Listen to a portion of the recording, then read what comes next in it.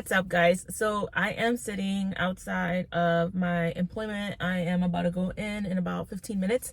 So I wanted to make a quick video because I want to talk to you guys about what happened with my son's therapist. I feel like we had this whole drama for me because I'm not a dramatic person. I don't have drama in my life, and I felt like this was kind of like weighing on me. So we had to change his therapist. I had to literally be like, I don't want him on the case. And I want to tell you guys why. I want to talk about this because I feel like it's really important to know that you have a say in who is your kiddo's therapist. Because a lot of times, I've said it before, it feels like we are stuck with whoever we get because there's such a weight. This is for ABA therapy. All right, so let me start from the beginning. In June, we switched providers. We went from the company that we've been with for ABA since he was 3 to a new company, and I'm very happy with the company.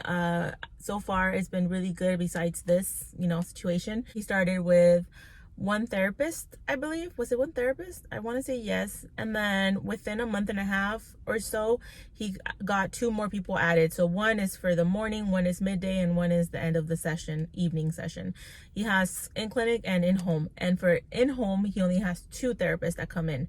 And one of them was a guy and another one was a girl. I love the girl. I've loved her since she started with him. I think you can just tell when somebody clicks with your kiddo and when they are actually engaging and doing what they really should be doing, With the guy from the get-go, I just felt a little off. Nothing too much. I just didn't feel like the vibe was there.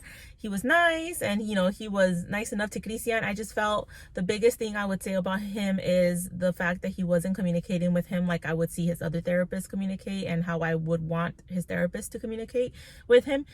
So I can't really specify, but sometimes I feel like certain therapists will literally just say phrases to kids like, oh, you're so silly, or like, oh, what's another one? I don't know. You're so silly just sticks to me, maybe because that's what he would say to him all the time, but I don't think they mean anything bad by it. It's just like, if that's all I hear, it's not great. You need to talk to him, talk to your kids. And then during the breaks, it would be like, all I would hear is nothing. Like, he would be on his bed bored, and the guy looked like he was just on his phone. And another thing, the main one, is you need to allow time to pair, to get to know the kid. No real demands, just trying to be fun with your kiddo and have them like you so that it becomes a better session in the future. You want to be liked, you want to build rapport so that you can get things done later on. And I gave everybody a long time. I was never the kind that was like, you need to do work immediately. Like, I think it was maybe a month and a half before I was like, I even talked to my coworkers that are like friends to me. I was like, I feel like it's been a while. These therapists see him every day, so sometimes it takes a longer time when you only see your kid 1 to 2 times a week, but he saw him every day. So I was like, all right, that's a long time. And I started feeling like, you guys aren't really doing much.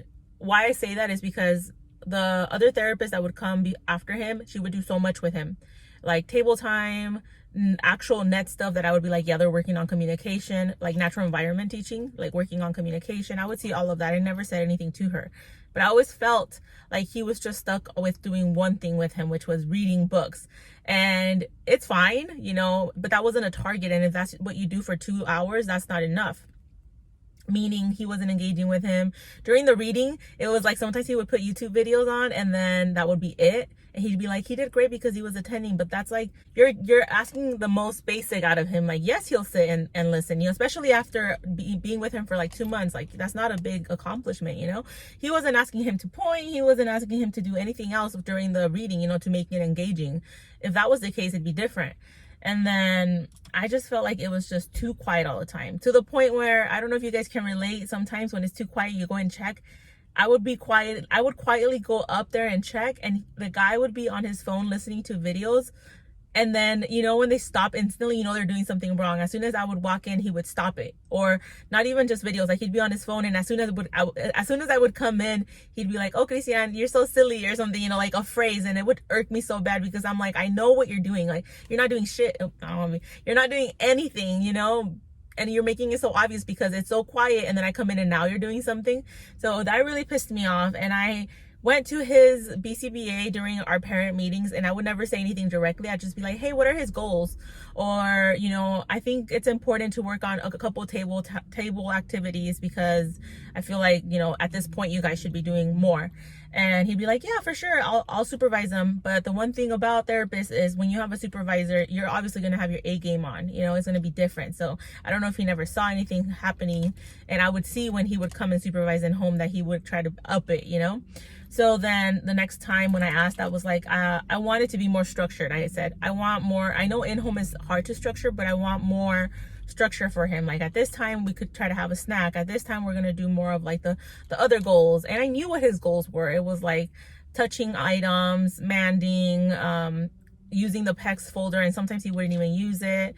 And he would use the excuse of like, I'm doing all these things outside. But then I would look out there and he was just on his phone. And I know as a therapist that sometimes it looks like you're just on your phone. And it's not just being on your phone. For me, honestly, it was the no engagement and the fact that I had to keep telling him that it's only 2 hours. And for me, the biggest thing that tripped me out, that pissed me off, was that there was no engagement. He wanted to do the whole session in a natural environment, which is fine, but at the same time, when one therapist comes for 2 hours and she's doing table time and net, that just shows me that you can do that too, because I felt like it was an excuse. All of the other things that he was doing was adding up to me not being trustful of him doing the work. So at that point I was just like, no, like I want it more structured. I told the BCBA, and I just felt like it wasn't getting done. So then I told so then I was telling him, you know, I would like more of the stuff to happen at the table. So if you guys are doing Zingo, a game, it's hard for Christian overall to do these things. So if you're doing it on the bed, that makes it worse. So can you guys just come out and do it at the table if you guys are really doing that? And then I'm pretty sure he could tell by my face that I just wasn't having it with him. And I was specifying, you guys have to do more stuff at the table. And I don't think he liked that. I told the other RBT, I was like, you know, if you ever feel like you need something from me, or if I'm over, or if I'm micromanaging or anything, let me know. And she was like, no, you're fine. You know, you're good. So I never do that. And I know now I don't do that unless I have a problem with something. And I won't come directly to the therapist because I know that the BCBA is in charge. And I won't necessarily be like, I don't like that person, to the BCBA. I let the BCBA know what I'm expecting and they should handle it. And if they don't handle it or nothing changes, then I request the therapist off.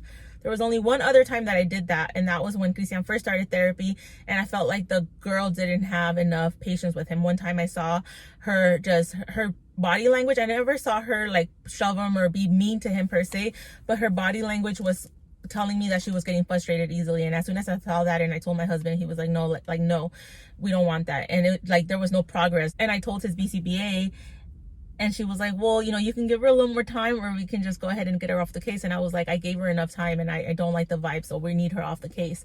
So that was it. It's never anything against a person per se. And that guy was never mean to Christian, mean to me in my face, but we were just not fitting. And like I've always stated, you have to fit. You have to be a good fit for the family, for your child, for everybody, especially when they're in home, to make it work. So that's why I felt like if there is not enough engagement, if I'm not getting a good reading, if you're not doing enough in a 2-hour time span, like this guy would let him eat an apple for like an hour, like milking it, you know? And I'm like, you need to set a timer. Like, all right, we've eaten this, we're going to go do something, and then we could come back if you want to. There's certain people that make me feel like you need structure, you need to do stuff, and certain people that I just let them do what they please. And I feel like the people that I'm more micromanaging are the ones that are not doing things adequately enough.